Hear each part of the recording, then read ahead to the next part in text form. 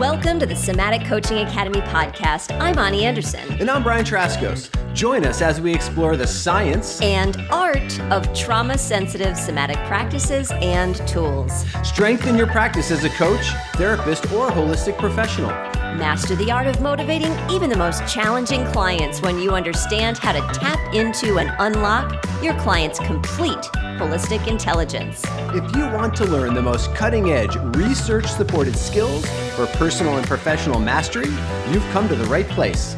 Let's get this conversation started. Hi, and welcome to the Somatic Coaching Academy podcast, Farmers Edition. Hey, why are you wearing flannel? I'm wearing flannel. Why are you wearing flannel, Ani? I wore flannel. I've decided I'm a flannel wearing kind of person. Okay, well, I guess I am too then. Look at us. It's very comfortable. It is. Yeah. It's nice. Anyway, so if you're watching us on YouTube, you can see why I might have said farmers or lumberjack edition, because Ani and I both find ourselves wearing flannel today for some reason. We really should talk before we dress. We should figure that out. Anyway, but this is the Somatic Coaching Academy podcast. You have landed in the right place if you're looking to follow us for today's topic. What's today's topic, Brian? Ooh, today's topic is a good one. Ani, you said something to me about a month ago. Oh. You marched into the kitchen and you made a declaration. Okay. And I said, we need to talk about that on a podcast. Ani walked into the kitchen and she said, I am giving up my emotions. Oh yeah, I did. I have. And I was like, do tell. Right. I've been waiting a long time for this. Do tell. No. Dear listeners, I believe what he said was, thank goodness. So here we are. So that's what we're going to be talking about today. We're going inside Ani's mind today, and we're talking about why, Ani, are you giving up your emotions? Well, and what came about? What transpired? We need to know. Inquiring minds want to know. It was a usual day, Brian. It was just a usual day. I woke up. I helped our youngest get out for school, and I went for a run. And I do a lot of thinking on my runs because they're getting very long now. Longer runs, yeah.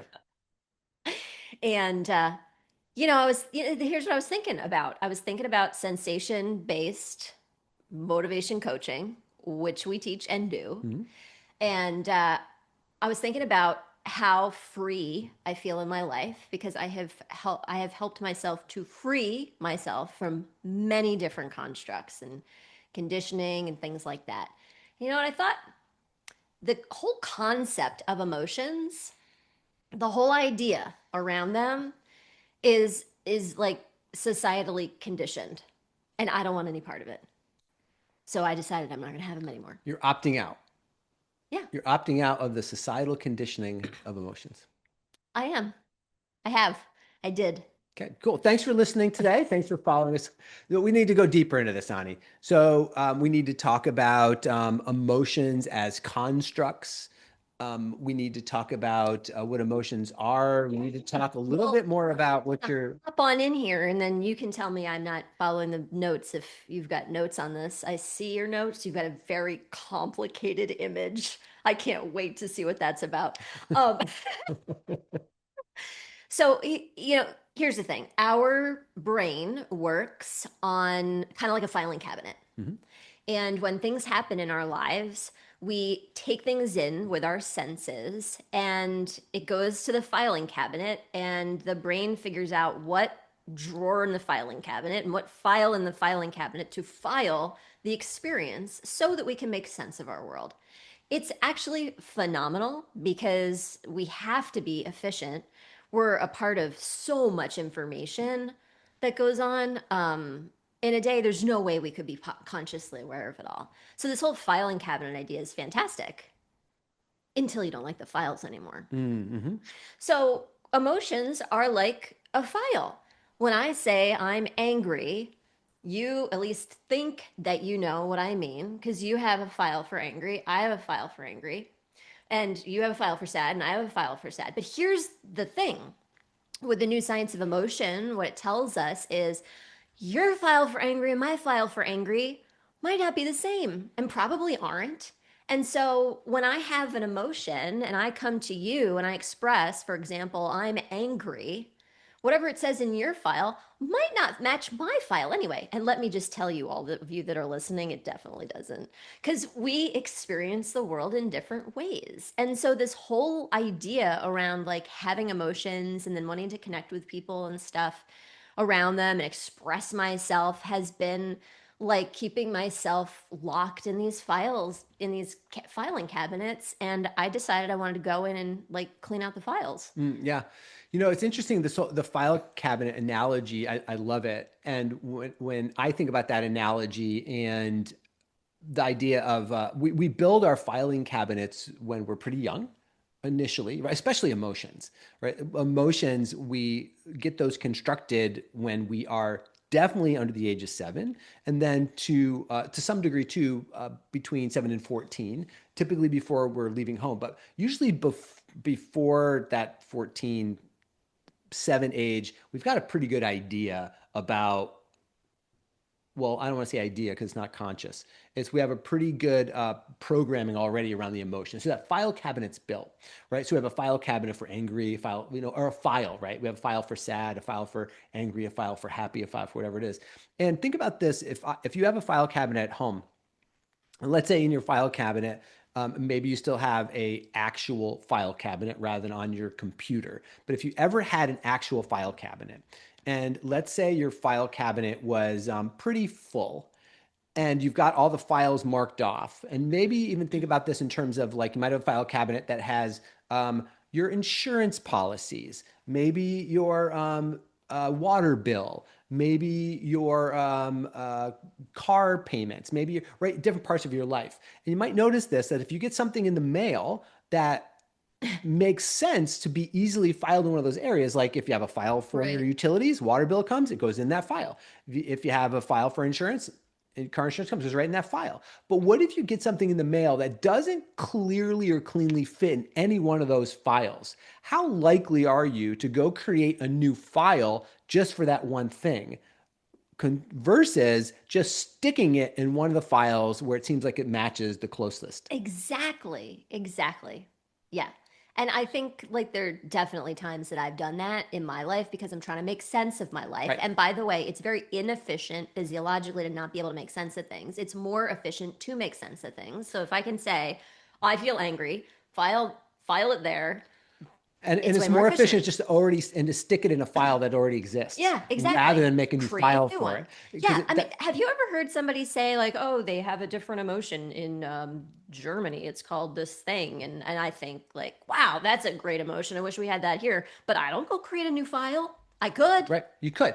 Well, but I think what you were saying on the run that you did and noticing how free you're feeling, you actually did take the time to build new files, and which is part of the reason why you're feeling more free, more liberated, and why you've come to this idea of letting go, opting out of the way that we talk about emotions Yeah, here, yeah, because you've actually created a new file cabinet at this point. right. But that took some time and It some took practice some from you to time. do. It Right. takes energy to do it. It Let's does. just put a word on it. It It takes does. energy to do it. Well, one of the reasons I've been able to do that is because I have files in my, subconscious around sensation-based work. Mhm.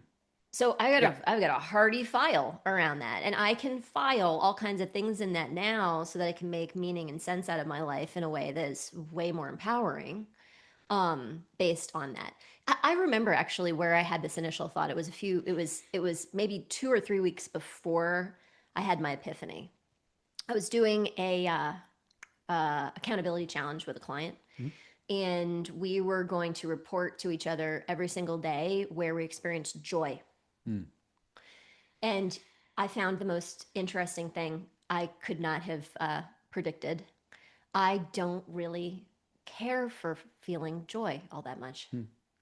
That's what I figured out over the course of this challenge that we were doing. I just didn't really care for it all that much. I really like feeling my soul's agenda.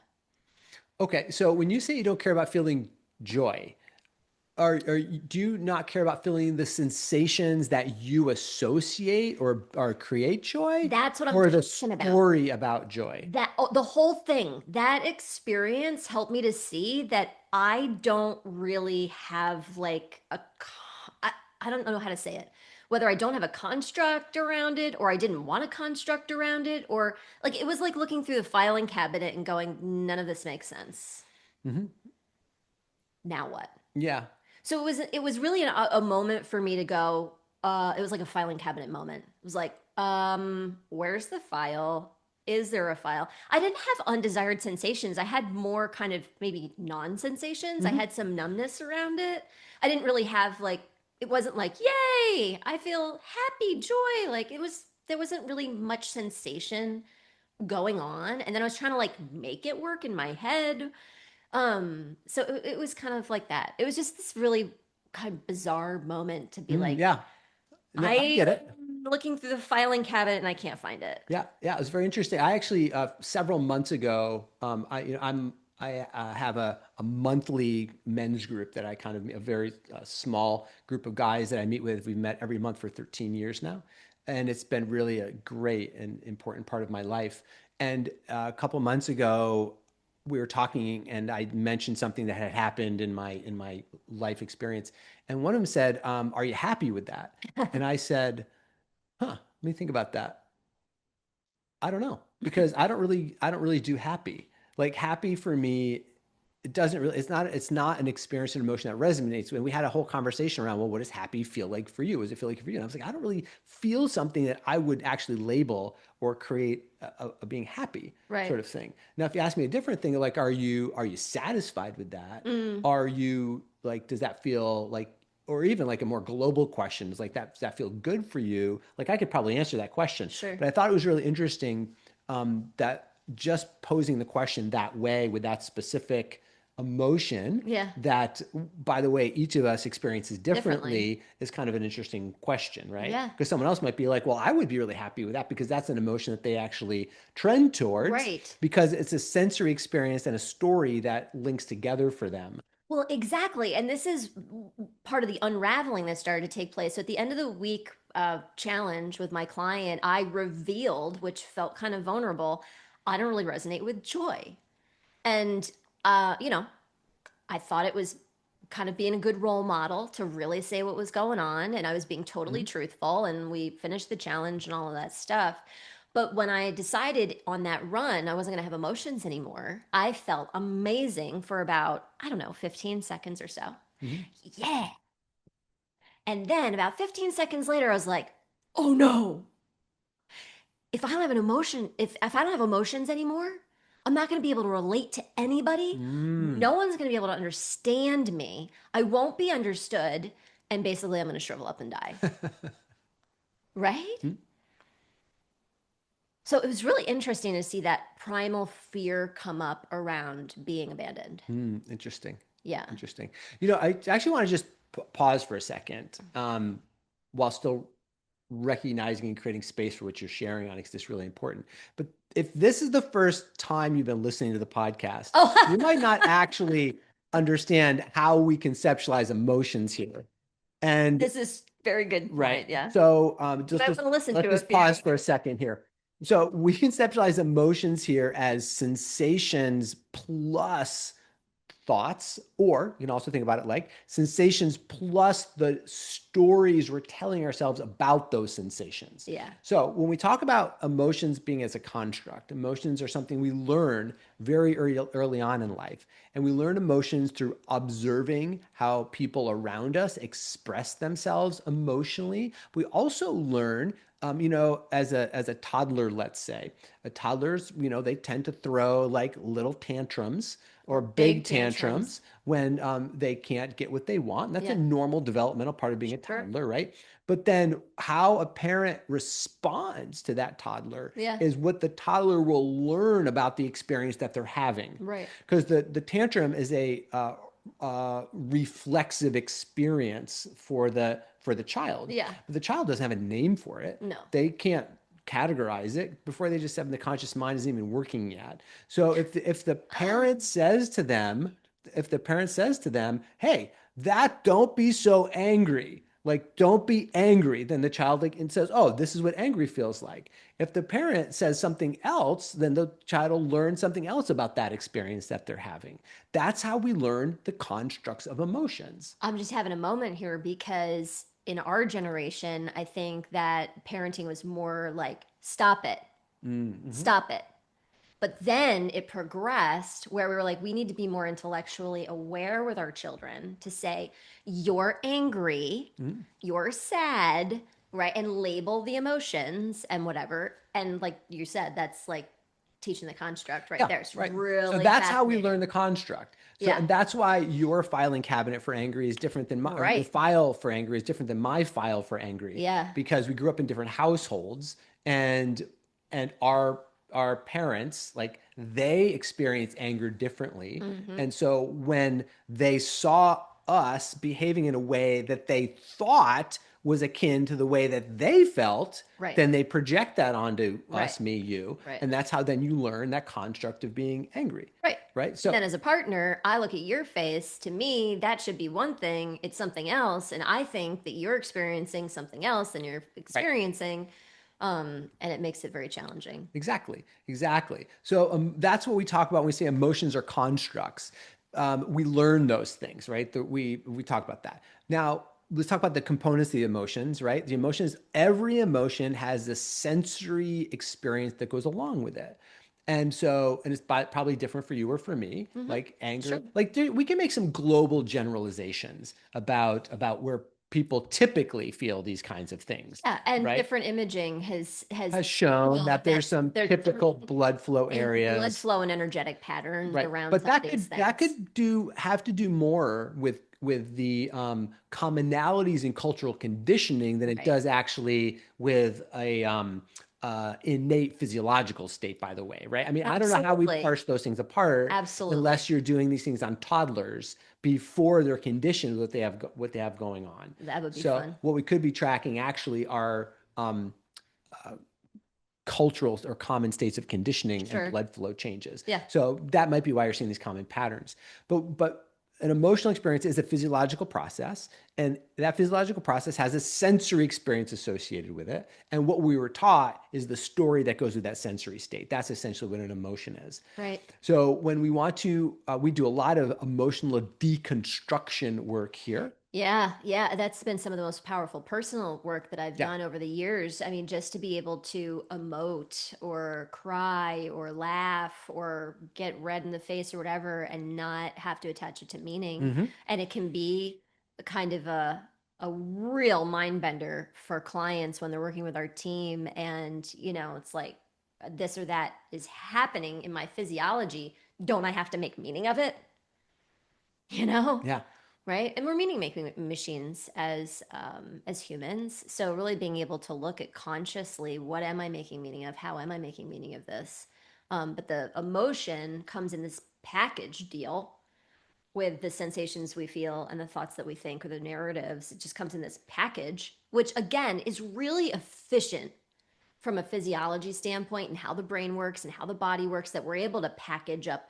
Mhm. Yeah. But the way that we think we use it out in the world to have the life experience we want doesn't always work. And that's the realization I was having that day because I had done so much deconditioning on myself with different patterns and things. And I was like, wow, just the idea of having emotions is a construct that actually I think is limiting me. And I'm really willing to experiment with that. Yeah, so I love that. And so the evolution here, folks, let's just talk about meaning making for a second too, right? So as humans, I agree 100%, we are prone to making meaning about things. And that has to do with our frontal cortex and that kind of stuff. And a lot of us as humans, like, we lean pretty hard into how the importance of meaning in our lives. I mean, Yeah. you've done research on that Hmm. and how important that is for humans. Now, we could also, though, just propose something here that meaning is important for human development, but at some point in time, I'm going to propose potentially a radical idea that's also a limitation for us. That meaning making Yes, is. it's a limitation for us because a meaning making can take us out of the purity of a present moment experience that we're having. Sure. And we know that if we come into the now state, right, the present moment state, which sages and teachers of enlightenment have talked about for thousands of years. It's about actually letting go of the attachment to all these other things in our lives, meaning being one of them, and coming into the purity of the present moment state. Mm-hmm. And so I think that's an evolutionary step for humans to be able to have that experience with the connection to something larger than ourselves. I think in a lot of ways, meaning is the way that we describe our connection to Mm-hmm. a higher aspect of ourselves, Sure. but it's not the connection itself. Right. It's just the way we're describing it. It's not the actual experience, because the experience of presencing is ineffable. You really can't describe it with any words. So we use the idea of meaning and purpose as a way to connect us to higher states of consciousness or spiritual connection, however you want to talk about that. But the experience itself transcends how we describe and talk about meaning. And so as we deconstruct emotions, what we're doing is we're letting go of that story part, which is the meaning part. And what we're left with then is the purity of the sensory experience that we're having. Right. So when we come into the sensory experience, we're actually having a experience in the now Right. without having to describe it or talk about it, which I think is kind of what you're talking about. Yeah. Right. And that's really what we're doing. And so when we deconstruct the emotion and we can start having that experiential, experience with the sensory aspect itself, what we're doing is getting basically the core data of our nervous system. Yeah. But we also know that sensations are also flags for our energy field, right? Our energy experience. So if we want to change our energetic experience, which again transcends language, we experience that through sensory states as well. So I love the conversation we're having about the more we can kind of deconstruct emotions, the closer we actually get, I think, the purity of experience. I really like where you're going with this because I think that part of the dissatisfaction that people experience in life is because they actually are in this hamster wheel of meaning making. Mm-hmm. And they actually, when they get off of that hamster wheel, can feel a lot better Yeah. inside. Yeah. Yeah, exactly. I know you kind of noted the image that I Yeah. have here. Yeah. What's on your So notes this is there? actually this is another way to kind of deconstruct emotions. And it's a model by James Russell called the affective circumplex. And I've used this with clients before. I Mm-hmm. really like it a lot.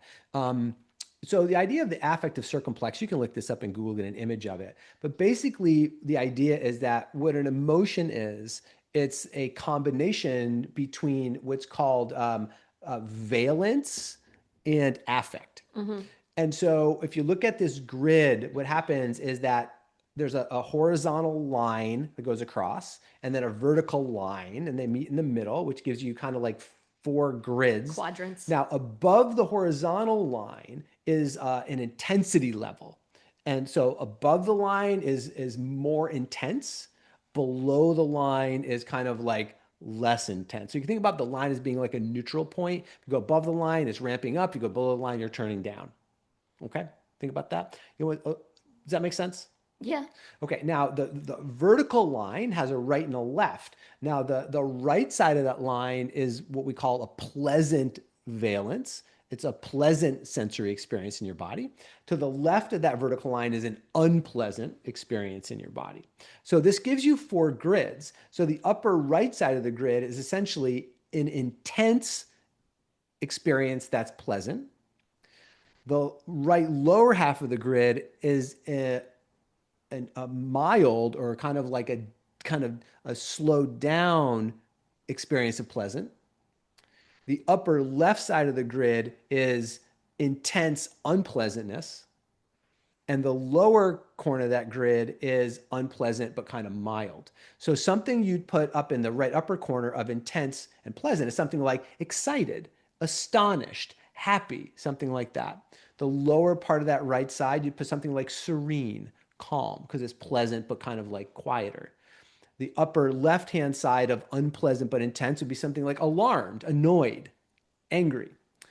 And the lower part of that corner, which is unpleasant, but kind of more de-energized, would be things like depressed, gloomy, lethargic. And so it's just another way to kind of think about the idea of emotions can be deconstructed into simply, do I like what I'm experiencing? Do I like the sensation or not like the sensation? And is the sensation intense, or is it activating me, or is it kind of quieting my system down more? And I just thought it was a really good way to kind of snapshot for folks of like, oh, so emotions, it takes people out of that story, in other words. It's another way to let go of the story, because what you're really looking at is simply the combination of, is it pleasant and unpleasant? And is it activating or deactivating? Hmm.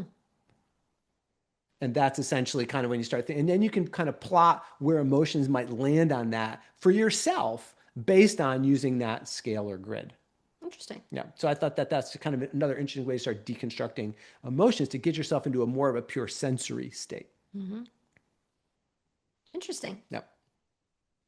So look up the affective circumplex if you want to, and you can check that out. Circumplex. Yeah. It's an interesting word. You got it. So any words in closure for us, Ani, around you and giving up your emotions? Um, when I recognize that one of the reasons I keep my emotions close is because I want to be relatable, Brian, I thought to myself, well, what do I want to do about that? Because I still want to be in relationship with people in Mm-hmm. my life. So, the thought that I had was, first of all, I feel really good about not needing to be understood in my life anymore. Mm-hmm. So I feel really comfortable and confident in that. And then if I don't need to be understood, but I do want to connect, then what do I want to do next? And I guess the kind of conclusion I came to was to ask myself, where is the connection point? Because when I'm experiencing high levels of sensation in my body that I might label emotions, sometimes I want to connect and sometimes I don't. So really cueing in with, what do I need and want, and being able to articulate that to people. So sometimes it's, I want to be alone right now. And sometimes it's, will you give me a hug or something like that? Yep. And being able to communicate what I need and I want, and being okay not having to explain myself or get into story around it, or need to say something to make the other person feel better. Because there's also that, when a person's having some kind of emotional experience and the other person like needs to be taken care of around it, you know they need to understand what's going on with you so they're okay, Yeah. Yeah. so being able to let that go as well. And so anyway, I think the kind of conclusion I came to was getting clear about, when I communicate what it is that I need and I want, Mm-hmm. and being able to speak that. Interesting. So as you're talking, as I'm listening to you, Ani, it brought to mind an experiment that I would like to propose Oh, for us to oh do, boy, and we can maybe report back I to the group. love big reveals Love big on the reels. Is podcast. what if for the next month, when we're communicating to one another about kind of like what we need, Yeah, what if we communicate it strictly in terms of sensations rather than emotions? sure. Yeah, no, You I think know, that's totally fine. Yeah, like kind of like right now I feel like heavy in my stomach, and because oftentimes we use emotions as kind of shorthand. that's what I'm saying. Yep. Right. And but that shorthand comes along with a whole bunch of other meaning that gets in the way of kind of Right. what we're talking about. But I also realize I don't always have to tell you what's going on, but Yep. maybe you would want to ask. Sure. And when you ask, instead of me saying I feel angry or sad or whatever, I would use sensation words. Right. Yeah. But so for instance, if I come into the kitchen and I look like something that you're like, oh, Brian's having an emotional experience right now. I don't know how you would see that. I was going to say, have you met you? How about we go the other way? How about you Okay. come in and I Sounds and I good. go, Ani looks like she's having an emotional experience. Yeah. Instead of saying something like you look upset, I could say, hey, Because I love when that where do happens. you feel something? What does it feel like right now? Right. Would be a different level of engagement, I think, with the conversation. Yeah. This sounds like a really fun experiment. Um, So I may come back next week with a black eye I don't know, but make sure you stay tuned to find out. I'll be nice. So, hey, if this episode really kind of rung your bell too, and it really felt just spot on for you, we always love to get emails, info@somaticcoachingacademy.com. Please share this with a friend if you feel like a friend can benefit from this as well. Leave us a podcast review. We love to see those reviews as well to know that we are meeting you where you're at and helping you kind of explore the topics that are really important to you. Yeah. Other than Or that, if you just want to tell us that you like our flannels. yeah, if you just like flannels too. Thanks for joining us this week, everybody. Bye-bye for now. Bye-bye. Thank you for listening to this episode. We hope that this conversation will help you improve your practice and change the way you think about your work, your clients, and yourself. Continue your exploration of trauma-sensitive somatic coaching by listening to more podcast episodes at somaticcoachingacademy.com. You could be the trusted guide that people turn to help them with their most challenging situations and to reach their most precious goals. Thank you for joining us. We'll see you next time.